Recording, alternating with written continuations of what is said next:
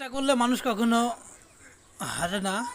ইনশাল্লাহ আমি এখানে সবজি গাছ লাগিয়েছি বেলকনিতে।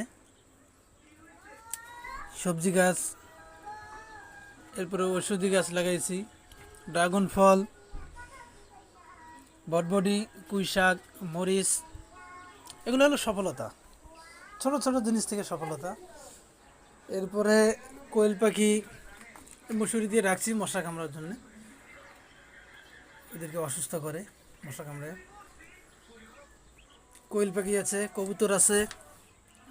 কবুতর অবশ্য বাচ্চা দিচ্ছে, এই যে কবুতরের বাচ্চা, আরগুলো পাথর দিচ্ছে। এগুলো হলো সফলতা। চেষ্টা করলে মানুষ কখনো হারে না, সফলতা থাকে ইনশাল্লাহ। এটা ছোট্ট একটা নমুনা আর কি। ইনশাল্লাহ সবাই সাপোর্ট করবেন, পাশে থাকবেন। ধন্যবাদ, টাটা।